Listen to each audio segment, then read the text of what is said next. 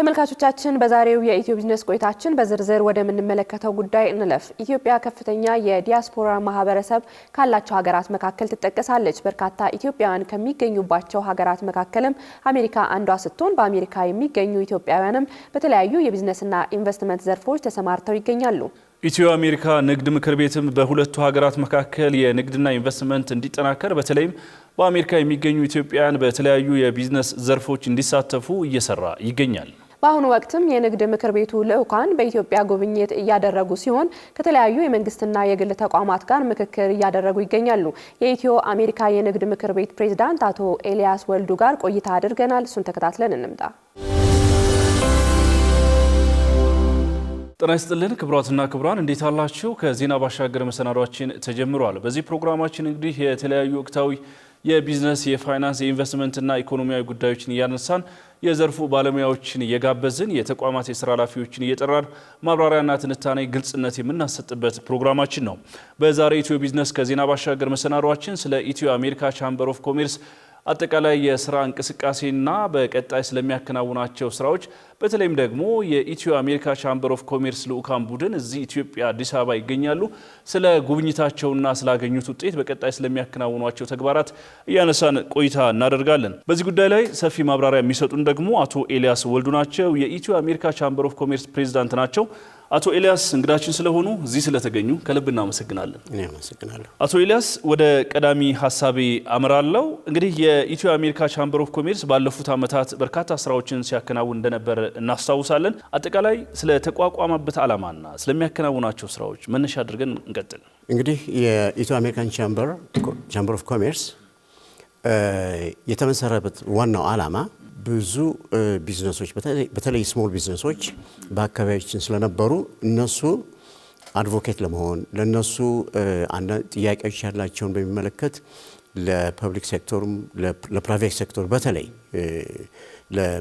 በአካባቢው ላሉ መንግስታት በኩል የሚደረጉ ነገሮችን ድምጽ ለመሆንና የሚደርስባቸውንም ችግርም ሆነ ሌሎችም ሪሶርሶችን የማፋለግ የተለያዩ ኔትወርኮችን በመፍጠር እና ይህንን ተቋም በማድረግ ነው ቻምበሩ የተመሰረተው እና እስካሁንም እንግዲህ እያደረገ ያለው በአጠቃላይ በተለያዩ የፎረሞች በማዘጋጀት የተለያዩ ኔትወርኮችን በማድረግ ሪሶርስን በማፋለግ ደግሞ እንደዚሁም የተለያዩ የቢዝነስን እንዴት አድርገው ቢዝነሳቸውን ሊያሳድጉ እንደሚችሉ የንግድ ማህበረሰቡን ለመጥቀም የሚቻልበትን መንገድ ሁሉ ለማድረግ የተቋቋመ ድርጅት ነው። ስላከናወናቸው ተግባራት ባለፉት ጊዜያት ለኢትዮጵያውያን ምን አጋዥ ሆነ ማለት እንችላለን? ብዙ ነው። እንግዲህ ከተቋቋመ 7ኛ ዓመቱ አልፏል። አሁን ወደ 8ኛው እየሄደ ነው። በዚህ ጊዜ ውስጥ በጣም ብዙ ውጣ ውረዶች ነበሩ። በተለይ ኮቪድ በመሃል ላይ መጥቶ ደግሞ ነገሮችን ብዙ አበላሽቷል እና በተለይ ደግሞ ስሞል ቢዝነሶችን ደግሞ የበለጠ ጎቷቸው ነበር እና በዛን ወቅት በተለያዩ ሚዲያዎች በመጠቀም የንግዱን ማህበረሰብ የሚረዳበትን መንገድ በጣም ሞክረናል። ብዙ የተለያዩ ነገሮችም ሰርተናል። ከዛ በተጨማሪ በየዓመቱ የምናደርጋቸው ሰፋፊ የሆኑ እንትኖች ባዛሮች አሉን። የተለያዩ የድርጅቶችን ወይም ደግሞ አሜሪካ ያሉትን በአጠቃላይ በእኛ አካባቢ ያሉትን የንግዱን ማህበረሰብ አብሮ በማቀናጀት ሊደረጉ የሚችሉ ነገሮችን አድርገናል። እንዲሁም ደግሞ በየዓመቱ የምናደርጋቸው ደግሞ የተለያዩ ኢቨንቶች አሉን እና አሁን ባለፈው በተለይ በ25 ያደረግናቸው ብዙ ሰፋ ያሉ ኢቨንቶች አድርገናል። ከዚህም እንደው በተጨማሪ እንደው ሰክሰስፉል የሆኑ ቢዝነሶችን ወይም ደግሞ ኢንተርፕረነርሺፕን የበለጠ ያሳደጉ ኢንዲቪጁዋሎችን ስራ የፈጠሩ ሰዎችን ሪኮግናይዝ በማድረግ በየዓመቱ ከነሱ ጋር ሴሌብሬት እያደረግን እናከብራለን። ከዛ በተጨማሪ እንግዲህ የተለያዩ ትሬድ ኢቨንቶች እናዘጋጃለን። እነኚህ ትሬድ ኢቨንቶች ከተለያዩ የአካባቢ ካሉ ቻምበሮች ጋር አብረን በመሆን ሰፋ ያለ የንግዱ ማህበረሰብ ሊጠቀምበት የሚችል ኢንፎርሜሽን ሼሪንግ ወይም ደግሞ ተለምዶን የሚቀስሙበት የተለያዩ ነገሮችን እንግዲህ ከኔትወርኩ በተጨማሪ የምናደርጋቸው ብዙ ነገሮች አሉ ለንግዱ ማህበረሰብ። ቀደም ብለን እንዳልነው በርካታ ኢትዮጵያውያን ከሚገኙባቸው ሀገራት አንዱ አሜሪካ ነው አይደለ? ኢትዮጵያውያን በአሜሪካ ሀገር ያላቸው የቢዝነስ የኢንቨስትመንት እንቅስቃሴና ተሳትፎ ምን ይመስላል ማለት እንችላለን? በጣም ሰፊ የሆኑ የስሞል ቢዝነሶች በተለያዩ የአሜሪካ ስቴቶች ይገኛሉ። በጣም ሰክሰስፉል የሆኑም አሉ፣ የሚታገሉም አሉ፣ ገና የሚጀምሩም ደግሞ ብዙ አሉ። ለነኚህ ሁሉ እንግዲህ ምናልባት በተለያየ መንገድ እኛ ልንረዳ የምንችልበትን መንገድ ከነሱ ጋር አብረን እየሆነን ስታርታፕም ቢሆን ወይም ደግሞ የፋይናንስ ችግር ካለባቸው ከፋይናንሻል ኢንስቲትዩሽን ጋር በማገናኘት የተለያዩ ደግሞ ወርክሾፖችን በመስጠት በማኔጅመንትም ቢሆን በፋይናንስም ቢሆን በታክስም በተለያዩ ነገሮች የንግዱ ማህበረሰብ ሊጠቀምበታል ብለን ያሰብናቸውን ነገሮች በሙሉ እያዘጋጀን በየጊዜው እናቀርባለን እና ብዙዎቹ ተጠቃሚዎች ናቸው። ግን ካለው የንግዱ ማህበረሰብ ብዛት ገና ብዙ እኛ ቻምበርስ ያልጠቃለሉ ብዙ እንትኖች አሉ፣ የንግዱ ማህበረሰብ አለ እና እነኚህ የንግዱ ማህበረሰቦች እንግዲህ እነሱ ከኛ ጋር ሆነው እንዴት አድርገን የኢኮኖሚውን የሚገባንን የኢኮኖሚ ቦታችንን ለመያዝ የምንችልበትን ሁኔታ ለመፍጠር እየታገልን ያለ ነው እና መቼም በዚህ አጋጣሚ በእርግጠኝነት እኔ ብዙዎች የንግዱ ማህበረሰብ እኛን ጆይን ለማድረግ ይፈልጋሉ። ያው በዌብሳይታችን ውስጥ ገብተው የተለያዩ ኢንፎርሜሽኖችን ማግኘት ይችላሉ።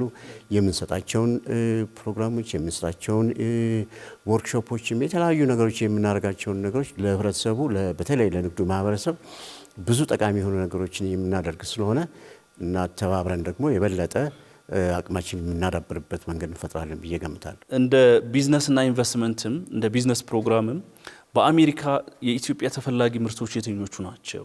ኢትዮጵያውያን በአሜሪካ ገበያ ላይ በየትኛው ዘርፍ ላይ ቢሰማሩ ያዋጣቸዋል ማለት እንችላለን? ሰርቪስ ኢንዱስትሪው በጣም ሰፊ ነው። አገልግሎት ላይ በጣም ሰፊ ነው እና ያንን ብዙዎቹ ደግሞ እዛ ዘርፍ ውስጥ አሉ። በአይቲዩም እንደዚሁ በአይቲዩም በጣም ሰፋ ያለ የንግድ ማህበረሰብ ውስጥ ገብቷል እና ብዙ ካምፓኒዎች አሉ እሱን ነገር እየሰሩ በትምህርት እና ደግሞ አሁን ቡና እንግዲህ ትልቁ ዋነኛው ኮሞዲቲ ስለሆነ እኛ ገና ብዙ አልተሰራበትም። ገና ነው። ማይኒንግ አናዘር ኢሹ ገና ያልተነካ ነው። የማዕድን ሁኔታ ገና አልተነካም። በጣም ብዙ ስራዎች የሚጠይቁ ሴክተሮች ናቸው። ኢትዮ አሜሪካ ቻምበር ኦፍ ኮሜርስ የንግድ ምክር ቤቱ ልዑካን እዚህ ኢትዮጵያ ይገኛል፣ እርስዎን ጨምሮ ማለት ነው። የተለያዩ የስራ ኃላፊዎች እዚህ አዲስ አበባ ላይ ነው ያላችሁትና ምናልባት የጉብኝቱ የልዑኩ ዋና ዓላማ ምንድን ነው? በቆይታችሁስ ምን ግኝት አገኛችሁ ማለት እንችላለን? የመጣንበት ዋና ዓላማው በሚቀጥለው አሁን ኤፕሪል አጋማሽ ላይ ስለ ታላቁ ግድብ የህዳሴ ግድብ ሲምፖዚየም ለማዘጋጀት እየዘጋጀን ነው በኤፕሪል ላይ። ይሄን በምናስብበት ወቅት የተነሳው ጥያቄ ለምንድን ነው ሄደን አባይን ለምን እኛ ሄደን አናየውም? አይተን ናት ኦንሊ በወሬ ብቻ የምንሰማው ሳይሆን አይተን በእጃችን ዳሰን በተጨባጭ አይተን ለምን አንመጣም የሚል ሀሳብ ቀረበ። በዛ የተነሳ ዴሊጌሽን ተፈጠረ ማለት ነው እና ዴሊጌሽን ሰበሰብን። አብዛኛው የቦርድ አባላት እንዲሁም ደግሞ የተለያዩ ከውጭ የመጡ የውጭ በተለይ በዚህ በኤነርጂ ላይ የሚያተኩሩ ሌሎችን ሰዎች ጨምረን ወደ 18 የምንሆን ዴሊጌሽን ወደ ኢትዮጵያ ይዘን መጣን እና እንግዲህ በጠየቀው መሰረት እንግዲህ እዚህ በመጣንበት ጊዜ የዲያስፖራው ጽህፈት ቤት የኤጀንሲው በክቡር አምባሳደር ፍጹም አረጋ በጣም ሰፋ ያለ አቀባበል ተደረገልን። ከዛ በኋላ ይሄንንም ደግሞ ያደርጉት እዛው በዋሽንግተን ዲሲ የሚገኘው ራሱ የዲያስፖራው ክፍል ደግሞ ይሄንን በይበልጥ በማቀናጀት ከነሱ ጋራ ያደረገው ነገር ስለሆነ ለሁለቱንም በዚህ አጋጣሚ ማመስገን ፈልጋለሁ። እና እዚህ ከመጣን በኋላ መጀመሪያ በማግስቱ ያለው እንግዲህ እንደመጣን በቀጥታ ወደ ግድቡ ነው ሄድነው።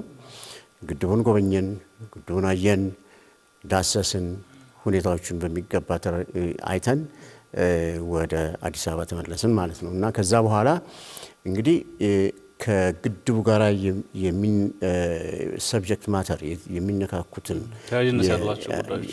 ያላቸውን ጉዳዮች እና መስሪያ ቤቶችን በሚመለከት ከነሱ ጋር ዋን ቱ ዋን ኮኔክት በማድረግ በጣም በሰፊው አቀባበል ተደርጎልን ውይይታችንን በግልጽ አካሂደን ለዚህ ደግሞ ግብአት እንዲሆነን ብዙ ሀሳቦችን ቀስመን ለሲምፖዚየሙ ጉልበት እንዲሆነን አድርጎናል። እንደውም ከመጀመሪያ ካሰብነው በላይ እጅግ በጣም ብዙ ይሄ ኮንቲኒዩቲ የሚኖረው ብዙ ነገሮችን የሚይዝና በተለይ በአሁኑ ወቅት የግድቡ በእንዲህ አይነት ደረጃ መድረስና መነገር ያሉባቸው ብዙ ነገሮች አሉ። ስለ ግድቡ ትልቅ ለኢትዮጵያ ብቻ ሳይሆን እንዳልኩት ቅድም ለአፍሪካኖች በጠቅላላው አቅም የሚሆን ነው፣ በጣም ጉልበት የሚሆን ነው።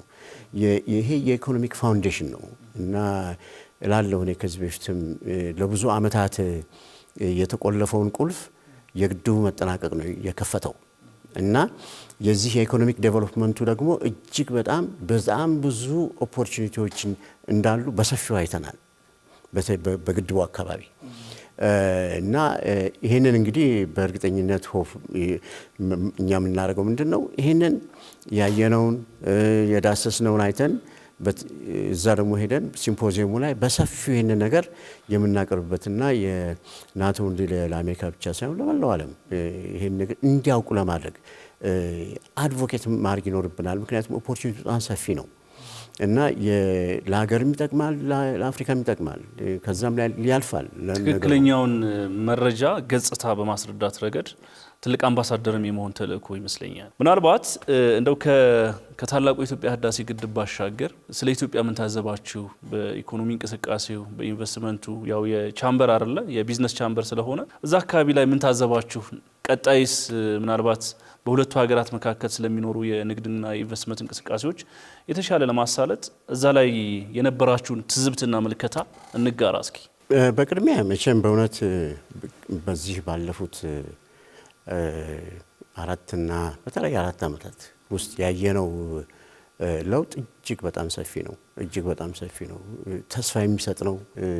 በተለያዩ አቅጣጫዎች በአግሪካልቸሩም ብትል፣ በአይቲዩም ብትል፣ በቱሪዝሙ ብትል ሰፋ ያሉ ስራዎች እየተሰሩ ነው ያሉት እና እነኚህን ስራዎች የበለጠ እያደጉ የሚሄዱበትን አቅጣጫ እያየን ነው አሁን ያለ ነው። ተመልካቾች በዛሬ ኢትዮ ቢዝነስ ፕሮግራማችን ከዜና ባሻገር መሰናዷችን ስለ ኢትዮ አሜሪካ ቻምበር ኦፍ ኮሜርስ የንግድ ምክር ቤት ሰፋ ያለ ቆይታ አደረግን። ሀሳብ የሰጡን ማብራሪያ ያጋሩን ደግሞ አቶ ኤልያስ ወልዱ ናቸው። የኢትዮ አሜሪካ ቻምበር ኦፍ ኮሜርስ ፕሬዝዳንት ናቸው። አቶ ኤልያስ እንግዳችን ስለነበሩ ለሰጡን ሀሳብ ከልብ እናመሰግናለን። ተመልካቾች በዛሬ ኢትዮ ቢዝነስ ፕሮግራማችን በአጫጭርና በዝርዝር ያደረስናችሁ ወቅታዊ የቢዝነስ መረጃዎቻችን እነዚህን ይመስሉ ነበር። በቀጣይም የተለያዩ የቢዝነስ መረጃዎቻችን ይዘን ወደ እናንተ የምንመለስ ይሆናል። ቃል ኪዳን ታደሰና ጥላሁን አያሌው አብረናችሁ ቆየን። ሰላም ቆዩ።